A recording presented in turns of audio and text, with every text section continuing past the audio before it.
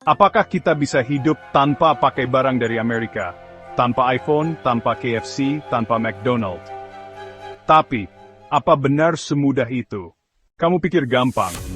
Apakah betul semudah itu? Kita tinggal berhenti beli produk dari Amerika, dan masalah selesai. Kenyataannya, bahkan tahu dan tempe yang kita makan setiap hari saja datang dari Amerika.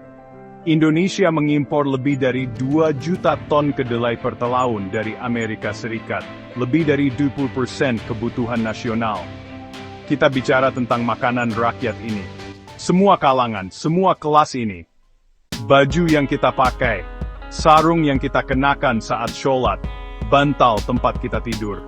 Semua terbuat dari kapas yang sebagian besar diimpor dari Amerika. Kita mengimpor ratusan ribu ton kapas dari Amerika setiap tahunnya, untuk industri tekstil kita. Apa kamu pernah pakai HP tanpa Google? Jangan lupa, YouTube, WhatsApp dan Android semua milik Google. Bagaimana kalau komputer kamu tanpa Windows dari Microsoft? Hampir semua ponsel Android dan Windows komputer dikuasai oleh teknologi Amerika. Chip untuk AI pun dibuat di Amerika seperti Intel, AMD, sampai Nvidia. Jadi, apakah kita siap memboikot Amerika? Apakah kita bisa benar-benar mandiri?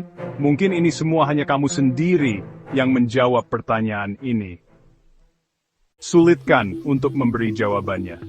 Tapi satu hal pasti, dunia ini sudah saling terhubung. Geopolitik itu nyata. Dan jika kita tidak belajar dari sekarang, kita akan terus menjadi korban permainan global.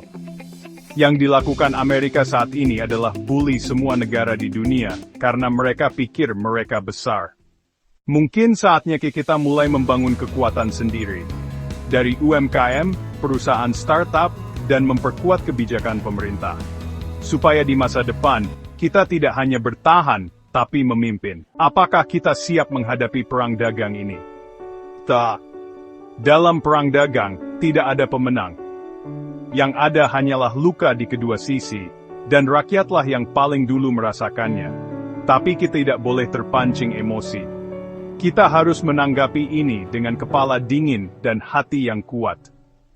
Karena yang kita butuhkan sekarang, bukan hanya reaksi jangka pendek, tapi strategi jangka panjang untuk membangun Indonesia maju yang mandiri di masa depan, dan tidak mudah digoyang oleh kepentingan global. Pertanyaannya bukan lagi, apakah kita bisa melawan?